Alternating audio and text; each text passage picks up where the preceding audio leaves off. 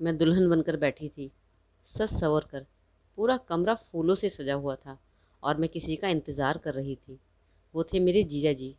आप सोच रहे होंगे कि सुहाग रात की सेज पर मैं अपने पति की बजाय जीजा का इंतज़ार क्यों कर रही थी, क्योंकि अब मेरे जीजा जी मेरे पति बन गए थे।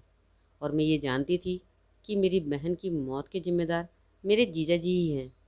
ये बात किसी और को नहीं मालूम थी। दीदी के बच्चों की खातिर मेरी शादी जीजा जी से करा दी गई थी।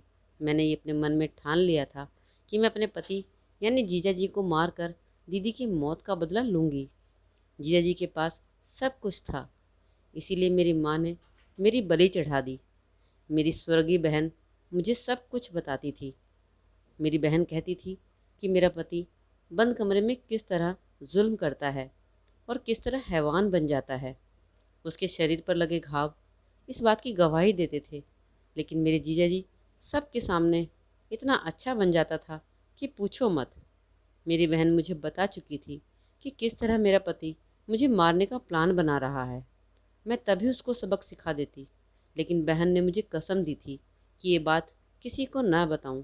वो कह रही थी कि इस मामले को मैं खुद हैंडल कर लूँगी। फिर एक रोज़ मुझे पता चला कि मेरे जीजा जी बच्चों को उनकी दादी के पास छोड़कर दीदी को पहाड़ी इलाकों में ले जाने का प्लान बना रहे थे। जब मेरी बहन ने मुझे कॉल किया तो वो बहुत परेशान लग रही थी। मैं उससे बार बार पूछती रही कि तुम ठीक हो। उसने कहा हाँ, मैं वापस आकर बताती हूँ। फिर अगले दिन हमें यह खबर मिली जिसने हमारे ऊपर बिजली गिरा दी थी। दोनों का बुरी तरह एक्सीडेंट हो गया था और मेरी दीदी पहाड़ों से नीचे गिर गई थी। उसकी लाश अब तक हमें नहीं मिली थी। हम बुरी तरह रो रहे थे। हमारा दिल दर्द से फटा जा रहा था। मेरी किस्मत भी ऐसी थी कि आखिरी वक्त में मेरी बहन का दीदार भी नसीब नहीं हुआ। मेरे जीजा जी घर आए तो देखा उनको भी थोड़ी चोटें आई थी। मेरी बहन ने जाते वक्त मुझसे कहा था कि अगर मुझे कुछ हो जाए तो तुम मेरी बेटी का ख्याल रखना। अब मैं अपने जीजा जी को शक भरी निगाहों से देख रही थी। ऐसा कैसे हो सकता था कि मेरी दीदी की जान चली गई और मेरे जीजा जी को सिर्फ हल्की सी चोट आई। लेकिन मेरे घर इस बात से सभी अनजान थे। वो मेरे जीजा जी को तसल्ली दे रहे थे। मुझे यकीन था कि जीजा जी ने ही दीदी को मारने की साजिश की थी, क्योंकि हर बार जीजा जी अपनी बेटी को लेकर जाते थे, लेकिन इस बार वे उसे लेकर नहीं गए थे। जब मैंने इस बारे में अपने घर वालों से बात की तो वो कहने लगे, तुम्हें अपनी बहन की मौत का सदमा लगा है, इसलिए ऐसी बातें सोच रही हो। वो एक नेक इंसान है और तुम उन पर इल्ज़ाम लगा रही हो। मैं अपने घर वालों के सामने चुप हो गई। लेकिन जब अकेले में मुझे मौका मिला तो जीजा जी से सवाल कर बैठी कि एक्सीडेंट में आपको इतनी कम चोटें क्यों आई हैं। मेरे सवाल पर वो एकदम चौंक गए थे। उन्होंने इधर उधर देखा। मैंने कहा कि आप मुझसे झूठ नहीं बोल सकते। दीदी ने जाने से पहले मुझे सब कुछ बता दिया था। इस बात पर जीजा जी कहने लगे कि जब सब कुछ पता है तो अच्छी बात है, मगर सच्चाई किसी को बताना नहीं, खामोश रहो। मेरे जीजा जी बड़ी बड़ी आंखें करके मुझे देखने लगे। अब जीजा जी मेरे घर पर आना कम हो गए थे और अपनी बेटी को भी कुछ दिन के बाद ले गए। सब मेरी बहन की मौत को भूल चुके थे, लेकिन मेरे दिमाग में अभी मेरी बहन घूम रही थी। मुझे हैरानी इस बात की थी कि मेरे जीजा जी अपना जुर्म कबूल कर चुके थे। वो कह रहे थे कि तुम ये बात किसी को नहीं बता सकती, क्योंकि तुम्हारी बात पर कोई विश्वास ही नहीं करेगा। वो सच ही तो कह रहे थे। मेरे घर वाले मेरी बात पर यकीन ही नहीं कर रहे थे। उनको तो मेरे जीजा जी इनोसेंट लग रहे थे।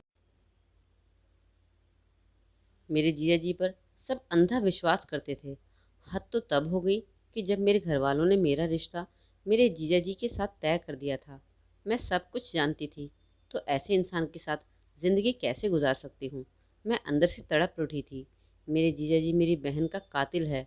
मेरे जीजा जी को कोई बीमारी थी तो सब चाहते थे कि दीदी की बेटी को अच्छा माहौल मिले, उसे प्यार मिले। इन सब में उसकी क्या गलती थी। उसने भी अपनी माँ को खो दिया है। मेरे जीजा से शादी करने का अलग इम्तहान था। सबकी जिद थी कि मेरी शादी हो जाए। रूही को माँ जैसा प्यार सिर्फ मैं ही दे सकती थी।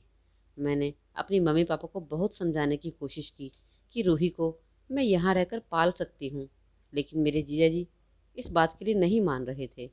वो रूही को खुद से दूर नहीं करना चाहते थे। मेरे घर वाले मुझ पर दबाव डालकर मेरी शादी जीजा से करा दी और मैं विदा होकर उनके आलीशान घर में पहुंच गई। मुझे डर था कि मेरी ज़िंदगी में मेरी बहन जैसी ना हो जाए। मुझे ये सोचकर रोना आ रहा था। मेरे माँ बाप अपनी एक बेटी खो चुके थे और अब दूसरी बेटी को भी सौंप दिया। मैं जीजा जी के कमरे में बैठी रो रही थी।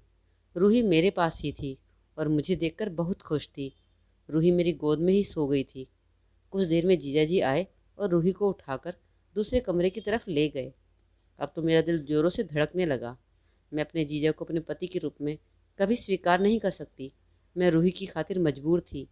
मेरे माँ बाप ने मुझे समझा कर भेजा था कि मुझे अपने पति की बात माननी होगी, वरना घर का माहौल ख़राब होगा। और मेरी बहन ने भी ये कहा था कि अगर मुझे कुछ हो जाए तो तुम रूही का ख्याल रखना। मैं अपनी सोच में गुम बैठी थी कि तभी पुनीत, मेरे जीजा, कमरे में आए। मैं यही सोच रही थी कि वो मेरे करीब ना आएँ, ताकि मुझे उनको इनकार करने की ज़रूरत ही ना पड़े। मुझे मेरी बहन ने बताया था, मेरी बहन ने, कि पुनीत को कोई बीमारी है जिसकी वजह से वो करीब नहीं आते थे। बहन की बात सोचकर मैं रोने लगी। तभी पुनीत ने कहा कि तुम परेशान मत हो, मैं तुम्हारा बहुत ख्याल रखूँगा। तुम बस मेरी रूही का ठीक से ध्यान रखना। तुम उसे माँ का प्यार देना। तुम उसे इतना प्यार देना ताकि उसे माँ की कमी महसूस ना हो। मेरे मन में आया कि कह दूँ, अगर अपने बच्चे की परवरिश का इतना ही ख्याल है तो उस मासूम बच्चे की माँ को क्यों मार डाला। वो बातें करता गया और मैं कुछ भी ना कह पाई, क्योंकि मैं नहीं चाहती थी कि मैं कोई ऐसी बात करूं जिससे वो अपने असली रूप में आ जाए। मेरी माँ मेरा हाल चाल पूछ रही थी। मैंने उन्हें विश्वास दिलाया कि मैं एकदम ठीक हूँ, और वाकई मैं ठीक थी। और शादी की पहली रात ही बहन की बात गलत साबित हुई थी, क्योंकि पुनीत तो एकदम ठीक था, उसे कोई बीमारी नहीं थी। मैं न जाने क्या सोच रही थी कि कहीं पुनीत हैवानियत की हदें न पार करे, लेकिन ऐसा कुछ नहीं हुआ, बल्कि पुनीत अच्छे से पेश आ रहा था। या शायद हो सकता था कि मैं उस पर शक न करूं, इसलिए वो दिखावा कर रहा हो। मैं अभी पुनीत पर विश्वास नहीं कर सकती थी। मेरे जीजाजी के पास बहुत पैसा था, लेकिन फिर भी मेरी बहन उजड़ी उजड़ी रहती थी। पुनीत ने उसे नौकरानी बनाकर रख दिया था। जब भी मेरी बहन घर आती थी तो वह बहुत उदास रहती थी और ऐसे रहती थी जैसे उनके साथ खुश नहीं थी। जबकि मैं जब से पुनीत के साथ रह रही हूँ, उसका मिजाज एकदम नरम था। अब मैं भी घर के कामों को संभाल लिया था और रूही की देखभाल में लग गई थी। मेरी और पुनीत की शादी को पूरे 2 महीने गुजर गए थे और मैंने देखा कि वो हर पल मुझे देखते रहते हैं। एक दिन तंग आकर मैंने सवाल किया कि आप मुझे क्यों घूरते रहते हैं। उस पर उन्होंने जो जवाब दिया, उस बात से मुझे जोर का झटका लगा था। उन्होंने कहा कि मैं ये देखना चाहता हूँ कि वाकई तुम ऐसी हो या फिर एक दिन अपनी बहन की तरह हो जाओगी। आखिर उनके कहने का क्या मतलब था? मेरी बहन कैसी थी? जैसे मैं उनकी असली रूप को देखना चाहती थी, वैसे वो भी मेरे असली रूप को देखने का इंतज़ार कर रहे थे। मैं इस बात में उलझ गई थी, और उन्हें ये क्यों लग रहा था कि मैं अपने आप को छुपा रखा है। मुझे पुनीत में ऐसी कोई बात नज़र नहीं आ रही थी जिससे मैं ये अंदाज़ा लगा पाती कि उसने कुछ किया है। एक दिन रूही बुखार से तड़प रही थी। मैंने पूरा दिन उसका ख्याल रखा, लेकिन वो आजकल ज़िद्दी हो गई थी। मैं थक कर उसे सुला दिया और उसके लिए किचन से सूप बनाने चली गई। इतने में पुनीत आ गए और वो रूही को अपने पास लेकर चले गए। रूही को उस हालत में देखकर उसे अस्पताल पहुंच गए। जब मैं सूप लेकर कमरे में आई तो देखा रूही गायब थी। मैंने नौकर से पूछा तो उसने कहा कि मालिक उसे अस्पताल ले गए हैं। मैं रात का खाना बनाकर पुनीत और रूही का इंतज़ार करने लगी। कुछ देर बाद पुनीत रूही को लेकर घर आए और मुझे कहने लगे कि मैं तुम्हारी हर ज़रूरत का ख्याल रखता हूँ, और जो भी कुछ चाहिए मुझे बोलो, मैं ला कर दूंगा। लेकिन हाथ जोड़कर विनती करता हूँ, रूही की लापरवाही मत करो। मुझे ये बात सहन नहीं होती। पहली बार मेरा गुस्सा बाहर आ गया और मैंने पुनीत को कहा कि अगर इतनी ही फिक्र थी बच्चों की तो मेरी बहन को क्यों मारा। मेरी बात सुनकर पुनीत चले गए। कुछ नहीं कहा। मैं रूही को सूप पिलाने लगी। मुझे मेरी बहन याद आने लगी। अब मैं अपना गुस्सा अपने पति पर जाहिर करने लगी थी। मैं उनके खाने पीने का ख्याल रखती थी, लेकिन उनके कमरे में नहीं जाती थी, जिसका नतीजा ये हुआ कि एक दिन पुनीत मेरे पास आए और कहने लगे कि मैं तुम्हें कहीं लेकर जाना चाहता हूँ। मैं उन्हें देखने लगी कि आखिर वो मुझे कहाँ लेकर जाना चाहते हैं। उन्होंने कहा, तैयार हो जाओ। इतना कहकर वो रूही के पास चले गए। मैं तैयार हो रही थी, तभी रूही मेरे गले लगकर बोली, आप कहाँ जा रही हो? उन्होंने रूही से कहा कि चलो, आपको दादी के पास छोड़ देता हूँ, और तुम्हारी मम्मा को डॉक्टर के पास लेकर जाना है, उनकी तबीयत ठीक नहीं है। रूही की बात सुनकर मैं हिल गई थी। जब पुनीत उसे छोड़कर आए तो मैंने पुनीत से सवाल किया कि जब मैं ठीक हूँ तो अपने रूही से ये क्यों कहा कि हम अस्पताल जा रहे हैं। तो पुनीत कहने लगे कि जहाँ हम जा रहे हैं वहाँ बच्चों को जाना अलाउ नहीं है। मुझे याद आया कि मेरी बहन को भी पुनीत ने यही कहा था। पुनीत मुझे लेकर एक कच्ची गली से जाने लगे। तभी एक छोटे से घर के आगे आके रुक गए और दरवाज़ा खटखटाने लगे। तभी एक नौजवान ने डोर खोला। वह मेरे पति को देखकर परेशान हो गया। मेरे पति उसे इग्नोर कर कर घर के अंदर चले गए। वहाँ एक औरत पीठ करके बैठी थी। जब उसने पलट कर देखा तो मेरे सर पर पहाड़ गिर गया, क्योंकि वो औरत कोई और नहीं बल्कि मेरी बहन ही थी। मेरी बहन मुझे सामने देखकर घबरा गई थी। मेरे पति ने जो बात मुझे बताई उसे सुनकर मेरे होश उड़ गए। पुनीत ने कहा कि ये लड़का मेरे मेरे यहाँ काम करता था और तुम्हारी दीदी को इस लड़के से प्यार हो गया था और ये दोनों मुझे पीठ पीछे धोखा दे रहे थे। तुम्हारी बहन अपनी बेटी का ख्याल तक नहीं रखती थी। तुम्हारी बहन इससे शादी करना चाहती थी। मैंने तुम्हारी बहन को बहुत समझाया, लेकिन वो समझने को तैयार ही नहीं थी। मैंने उससे कहा हमारी एक बेटी है, उसके बारे में तो सोचो।